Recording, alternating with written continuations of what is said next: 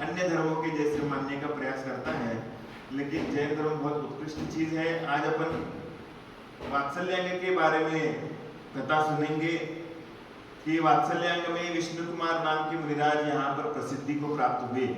इन विष्णु कुमार मुनिराज के माध्यम से जैन धर्म की महती प्रभावना हुई और वही पर्व जो है वात्सल्य पर्व के नाम से आज भी जाना जाता है, जो अभी आपके सामने आने वाला है। कौन सा पर्व है? रक्षाबंधन। रक्षाबंधन पर्व है। रक्षाबंधन का पर्व अपन बस इतना समझते हैं कि भाई को बहन की रखवाली करनी है, यहां तक ही सीमित है। किसकी रक्षा करना है? भाई को बहन की रक्षा करना है। और इसलिए क्या करता है वो राखी बांध देता है, राखी बंधवा देता है अपनी बहन से कि मैं तुम्हारी रक्षा करूंगा। लेकिन ऐसी रक्षा नहीं होती। वो एक्चुअली पर्व इसलिए पड़ गया है क्योंकि वहां पर अपन को अपनी भाई बहन की रक्षा नहीं करनी है, वहां पर धर्म की रक्षा करनी है। इसलिए वो क्या है, वात्सल्य पर्व पैदा हुआ। क्योंकि उस दिन जो है, उस दिन साक्षात धर्म की रक्षा हुई थी। और धर्म की रक्षा होने के कारण क्या है, वो वात्सल्य पर्व नाम से वो प्रसिद्धि को प्राप्त हुआ। तो ये वात्सल्य की कथा हम उस दिन भी बताएंगे, लेकिन आज भी बता रहे हैं आपको, क्योंकि एक बार से व्यक्ति के दिमाग में हर चीज नहीं आती। कभी कभी 2-3 बार उस चीज को पढ़ना चाहिए, कभी कभी उसको रिमाइंड करना चाहिए, तब जाकर के उसका अपने जीवन में कुछ ना कुछ तो ज्ञान अपने ध्यान में आता है। तो कई लोगों ने ये सारे पर्व, जैसे अक्षय तृतीया पर्व है, गुरु पूर्णिमा का पर्व है, दीपावली का पर्व है, रक्षाबंधन का पर्व है, ये सारे पर्व जो है, ये त्योहार जैन समुदाय के अनुसार सारे लोग मनाते हैं, लेकिन उसका अलग अलग अर्थ अलग अलग संप्रदाय ने निकाला। लेकिन जैन संप्रदाय में उसकी घटना घटित हुई थी, उसके कारण क्या है, वो इतनी प्रसिद्धि को प्राप्त होने वाला पर्व बन गया। जो रक्षाबंधन पर्व हो गया, वो तो मुनिराज ने धर्म की रक्षा करी थी, इसके कारण तब से वात्सल्य पर्व के नाम से वो पर्व का नाम रख दिया गया। भगवान आदिनाथ ने अक्षय तृतीया के दिन आहार लिया था, प्रथम बार इस धरती का अन्न उन्होंने ग्रहण किया था। इसकी उपलक्ष्य में अक्षय तृतीया पर्व पड़ गया। दीपावली पर्व पड़ गया क्योंकि भगवान महावीर स्वामी का निर्वाण कल्याणक महोत्सव हो गया। और शाम के समय गोधूली बेला में गौतम गणधर को केवल ज्ञान की प्राप्ति हुई। यहाँ पर भगवान मोक्ष गए और उसी संध्या की बेला में गौतम गणधर को कैवल्य की प्राप्ति हुई। इस कारण से दीपावली पर्व माना गया। तो दीपावली जो है, रात के समय दीपों की आवली बना करके अपन आराधना करते हैं, वो दीप ज्ञान का प्रतीक होता है। और इस तरीके से ये ज्ञान के प्रतीक को अपन जला करके केवल ज्ञान की आराधना करते हैं, अपने अंदर में भी केवल ज्ञान की प्राप्ति हो, इस तरीके से भावना अपन करते जाते हैं। तो इस तरीके से बहुत सारे त्योहार अपने आप में आए हैं, कई लोगों को इसके बारे में जानकारी नहीं है। वैसे आज का वात्सल्य अंग के बारे में कथा सुनेंगे।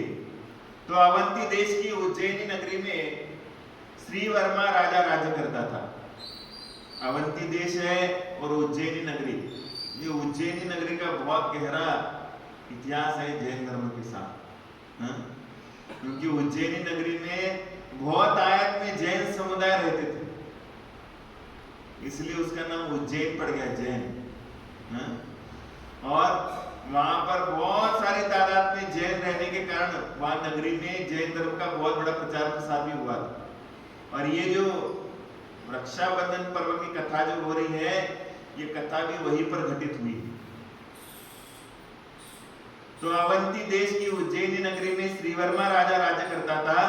उसके बलि, बृहस्पति, प्रहलाद और नमुची नाम के 4 मंत्री थे। कौन थे? बलि, बृहस्पति, प्रहलाद और नमुची, ये 4 मंत्री थे। और इन 4 मंत्री वहां एक समय शास्त्रों के आचार्य, दिव्य ज्ञानी तथा 700 मुनियों के साथ अकंपनाचार्य आकर उद्यान में ठहर गए। क्या हुआ कि नगर में मुनिराजों का आवागमन होता रहता है और उस जमाने में बड़े बड़े संघ विहार करते थे। 12,000 मुनियों का संघ जा रहा है, सोचो कैसा जा रहा होगा। हाँ? उत्तर भारत से दक्षिण भारत की ओर भद्रभाऊ महाराज के शिष्य थे, 24,000 का संघ था, 24,000 का संघ था। आज तो 10 महाराज जी आएंगे तो पसीना छूट जाता तुम लोगों को कि चौका कहां पर लगाएंगे, हाँ आहारचर्या कहां पर कराएंगे। लेकिन उस समय 24,000 मुनिराज चलते थे। और 12,000 तो उत्तर भारत में रह गए, 12,000 तो दक्षिण भारत में आए। आप कल्पना करो कि 12,000 मुनिराज एक साथ जा रहे हैं, एक साथ विहार कर रहे हैं, कैसा लगता होगा वो दृश्य। हाँ? आज अगर 100-200 पिच्ची एक साथ जाती है तो देख करके आदमी गदगद हो जाता है। हाँ? कैसे इतने सारे, ऐसा लगता है कि विदेश क्षेत्र आकर के यहाँ पर उतर गया पूरा। हाँ? हर गली गली में, जैसे कुंडलपुर महामहोत्सव हुआ था तो तकरीबन 10 किलोमीटर तक पूरी भीड़ भाड़, जहां चाहे वहां पर व्हाइट साड़ी दिखती थी। और मुनिराज दिखते थे जहां चाहे। 250 पिच्ची इकट्ठा हुई तो वो देखने के बाद लगता था कि कैसा माहौल है। और 12,000 मुनिराज जाएंगे तो 12,000 मुनिराज रहेंगे तो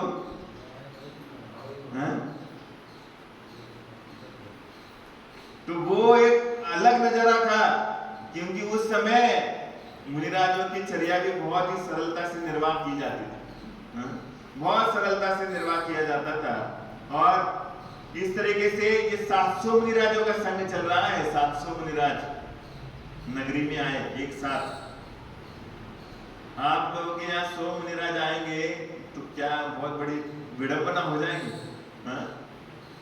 एक बार छपारा में 30 घर की समाज है छपारा में, और 30 घर की समाज में आचार्य ने 25 माताजियों के संघ को भेजा। नहीं, दृढ़मती का संघ था 27 माताजी का। 27 माताजी वहां पर रुकी। और घर कितने थे? 30 घर की समाज, 27 माताजी थी। क्या करेंगे बताओ? 27 माताजी और 30 घर की समाज। लेकिन वहां की समाज ने आओ न देखा न ताओ देखा, अपनी भक्ति दिखाई वहां पर। और हर दिन माताजियों की ऐसी सेवा करी कि वहां पर माताजी का चतुर्मास 4 महीने का होता है, लेकिन माताजी वहां पर 1 साल रुक के गई। वहां पर 1 साल रुक के 1 साल तक लगातार सेवा करी। इसलिए वो लोगों में ललक है। वैसे ही मूर्तिजापुर में अब हमें लग रहा है कि कुछ ना कुछ तो ललक अब पैदा होने जा रही है। कुछ ना कुछ तो ललक पैदा हो रही है। नहीं तो कई लोग सोचते होंगे यार अभी इतना बड़ा संघ आया, आप क्या करेंगे? अरे कुछ नहीं करना है, बस अपन जो खा रहे हैं वही अपन को क्या करना है? द्वारापेक्षण करना है। अपन जो खा रहे हैं वही क्या करना है? द्वारापेक्षण करना है। और एक सुविधा होती है कि अगर आपके आजू बाजू में भी चौका लग गया तो चौका जो लग रहा है उसको भार नहीं होता, क्योंकि आजू बाजू वाले भी तो खिला रहे महाराज जी को ला करके। आजू बाजू वाले तो खिला रहे कि नहीं? अब ये राज की मम्मी बोल रही थी, क्या महाराज जी बालाघाट में महाराज जी का संघ आया? बालाघाट में मुनिराज का संघ आया, मुनिराज के 7 और चौके लगे थे 20। 7 महाराज जी थे और चौके कितने लग गए? 20 लग गए। और 20 चौके लग गए तो 7 में से 7 चौके में जाएंगे महाराज जी, और बाकी के कितने चौके खाली जाएंगे? कितने चौके खाली जाएंगे? 13 चौके। 13 चौके वाले ऐसे बैठेंगे क्या? उंगलियां चटकाते रहेंगे क्या? अरे हमारे घर में आए नहीं महाराज जी। अरे वहां तो सौभाग्य की परीक्षा होती है। तो वो साधु की ऐसी परीक्षा क्या करते, देखो आप, वो साधु की ऐसी करते हैं, श्रद्धा भक्ति करते हैं कि समझते साक्षात भगवान है, भगवान, हाँ? भगवान है वो, और भगवान के हाथ में आहार देना कोई मामूली बात है क्या? हाँ? वो तो अपना सौभाग्य मान करके उनकी सेवा करते हैं। और अगर 7 चौके में महाराज जी साथ गए और बाकी के 13 चौके वाले जाकर के भी अपना कुछ तो देंगे ना वहां पर, हाँ? कुछ तो आहार चलाएंगे, नहीं चलाएंगे? तो चलाएंगे, तो क्या महाराज जी का आहार जो है वो कम पड़ सकता है? हाँ, हाँ, बोरगांव यही का देखो पास में तुम्हारे बोरगांव मंजू में, हाँ, बोरगांव मंजू में महाराज जी रुके, चातुर्मास में एक महाराज जी के लिए 12-12 चौके लगते थे, हाँ, 12-12 चौके लगते थे। और हम ये कह रहे हैं, ये मानसिकता अपने मन में क्यों है? ये मानसिकता अपने दिमाग में क्यों बैठी है कि महाराज जी के लिए बनाना है, हाँ? महाराज जी के लिए बनाना है, मानसिकता क्यों है दिमाग में तुम्हारे? तुम ये सोचो, तुम घर में भोजन करते हो कि नहीं करते? हाँ? कोई व्यक्ति भोजन बिना करे बैठता है? हाँ? बिना करे बैठता क्या? खाली पेट बैठता है? कोई भी नहीं बैठता, सबके घर में भोजन बनता है। लेकिन भोजन तुम जो बनाते हो वो भोजन में मर्यादा का ध्यान नहीं रखते। आटा 1 महीने से पीस करके रखा है, अरे कौन जाए पीसने के लिए आटे चक्की में, हाँ? इसलिए महीने का आटा पीस के रखा है। कई लोगों के घर में रेडीमेड आता है, हाँ? मसाले 1 साल से ज्यादा हो गए पीस करके रखे, उसमें क्या क्या घूम रहे कुछ पता भी नहीं, हाँ? फिर भी वो खा रहे। महाराष्ट्र में प्रथा है कि जो लाल मिर्च होती है ना, 1 साल की बनी रहती कि नहीं, हाँ? वही इस्तेमाल करते कि नहीं तुम लोग? हाँ? ध्यान नहीं करते? नहीं करते? बहुत अच्छी बात है, हाँ? लेकिन हमने प्राय देखा कि लाल मिर्च पीस करके रखेंगे, साल भर चलाएंगे उसको, हाँ? अचार बनाएंगे, अचार साल भर खाएंगे उसको। तो ये सारी चीजें अपन के जीवन के लिए, स्वास्थ्य के लिए हानिकारक है। और यही तुम मर्यादा का बना करके खाओगे तो तुम्हारा भी स्वास्थ्य अच्छा रहेगा और साधु का द्वारा प्रक्षेप भी हो जाएगा, माने दुगुना लाभ है। अपन भी शुद्धि का भोजन कर रहे हैं। देखो, अपन जब चंदन बाला के घर में आहार हुए महावीर स्वामी के, तो चंदन बाला के घर में आहार हुए, उसने जब भावना बनाई कि महावीर स्वामी आ रहे हैं, मेरे को उनको आहार देना है, तो जैसे भावना उसने बनाई तो उसके हाथ की हथकड़ियां टूट गई और उसके बाल निकल गए थे। पुनः बाल जो है आ करके वो पुनः नव रूप में सौंदर्यवती बन गई वो, हाँ? माने उसका रूप में निखार आ गया। क्यों आ गया? क्यों आ गया? वो भी कहती अरे यार मेरे हाथ में बेड़ी डाली है, मैं तो आग नहीं लगा सकती, मैं चौका नहीं लगा सकती, कैसे करोगी? भगवान तो आए हैं, अब क्या कर सकते हो?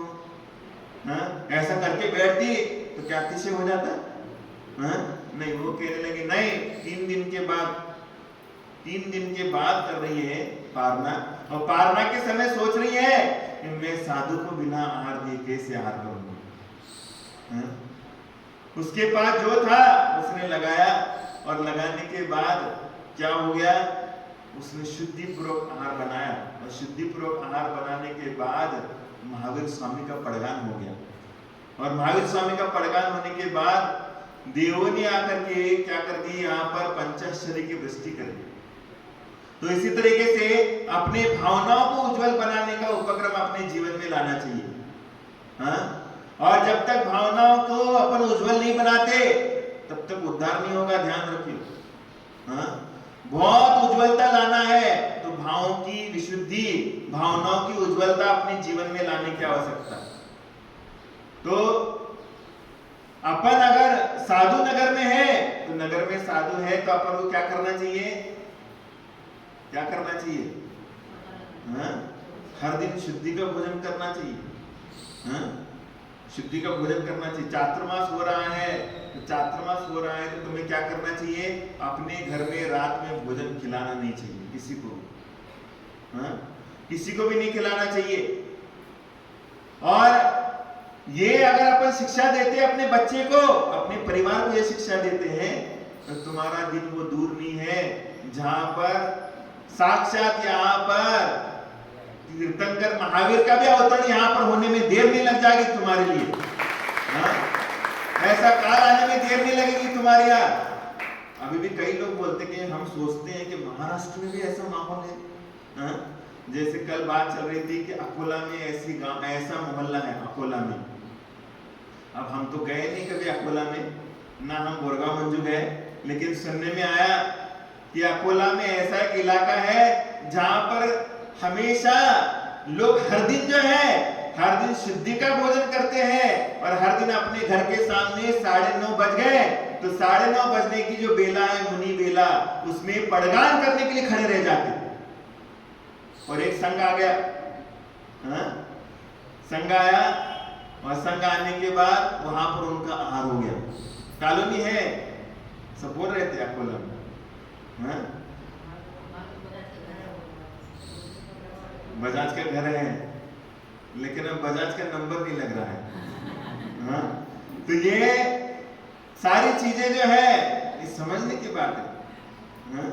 तो इस सारी चीजों के बारे में जब दिल इतने भक्ति भाव से करते हैं गदगद हो जाता है। और जब ऐसा आप करोगे तो साधु की चर्या कैसी उत्कृष्ट रहेगी, ध्यान रखो, हाँ? उसकी चर्या में कितना आध्यात्मिक भावना बढ़ेगी। और आप अगर वो साधु के आहार होने के बाद का जो भोजन करोगे उसमें विशेष औषधि गुण उतर जाता है, हाँ? उसमें भक्ति उतर जाती है, तो वो प्रसाद लेकर के आपके जीवन का काया पालट हो जाएगा, हाँ? इसलिए ये भक्ति दिखाओ, और ये भक्ति दिखाने से उद्धार होगा। अगर ये नहीं दिखाओगे, नहीं, तुम्हारे लिए फॉर्मेलिटी करने से कोई धर्म नहीं है, हाँ? मेरे लिए पूजा का नंबर है इसलिए मेरे को पूजा करने जाना पड़ता है। आज मेरा नंबर है ना, इसलिए मेरे को पूजा करने जाना है। ऐसे भाव से पूजा करोगे तो तुम्हारा भी नंबर ही लगेगा जीवन भर, जैसे राशन लेने के लिए नंबर लगता है, हाँ? अब लाडली बहना योजना आ गई, नंबर पे लगाओ, हाँ? नंबर लगेगा। और तुमने अगर साथी से पुण्य किया होता तो लाडली बहना का पैसा तुम्हारे घर में आके गिर जाता, तुम्हें जाने की आवश्यकता नहीं पड़ती। इतना पुण्य साथी से करना चाहिए, हाँ? तो वो साथी से पुण्य होगा कब, जब तुम निस्वार्थ भाव के साथ कुछ भी कार्य करोगे, हाँ? भगवान की सीढ़ी कभी नंबर से नहीं चढ़ी जाती, हाँ? चढ़ी जाती क्या, मेरा आज अभिषेक का नंबर है इसलिए मैं पूजा करने आ रहा हूं, हाँ? तो जब आपके लिए भी कोई समस्या आएगी ना तो भगवान भी तुम्हें नंबर से देखेगा, हाँ? भैया कोरोना हो गया है तो इसको बाद में देखेंगे, हाँ? इसको पहले देखेंगे क्योंकि ये पहले आता था। ऐसा होना पड़ेगा, क्योंकि आप जितनी निस्वार्थ भाव से भगवान की सेवा करोगे उतनी निस्वार्थ भाव के साथ आपके जीवन में भी अतिशय आना चालू हो जाएगा। इसलिए आज कथा जो है हम शुरुआत करने के पहले ये सारी चीजें आपको बता रहे हैं, क्योंकि लोगों के अंदर बहुत सारा क्या है, गलत आदतें हैं लोगों के अंदर, और ये गलत आदतों के बारे में जब तक अपन सोचते नहीं है तब तक अपने जीवन में विकास नहीं हो सकता, हाँ? तब तक विकास नहीं होगा, और तब तक क्या नहीं होगा, अच्छा धर्म जो है, सच्चा धर्म तुम्हारे जीवन में उतरेगा नहीं। इसलिए परोपकार की भावना लाओ, हाँ? और मंदिर में नित्य प्रतिदिन पूजा पाठ करना चाहिए। ऐसा नहीं कि एक दिन का नियम है तो एक दिन का पूजा करूंगा, बाकी के दिन सोता रहूंगा, ये नहीं। अपने घर में बच्चे हैं तो बच्चों को भी आपको सवेरे उठने के बाद प्रभु के दर्शन करने भेजना चाहिए, और प्रभु के दर्शन करने के बाद उनको पूजा कराना सिखानी चाहिए। पुरुष वर्ग है तो सभी को क्या करना चाहिए, यहाँ पर उठ करके पहले भगवान के दर्शन करने के लिए आना चाहिए, पूजा का अभिषेक करने के लिए आना चाहिए। जो व्यक्ति इस तरीके का कार्य करता नहीं है वो जीवन में सबसे ज्यादा त्रस्त है, हाँ? उसका जीवन बहुत दुखी होता है।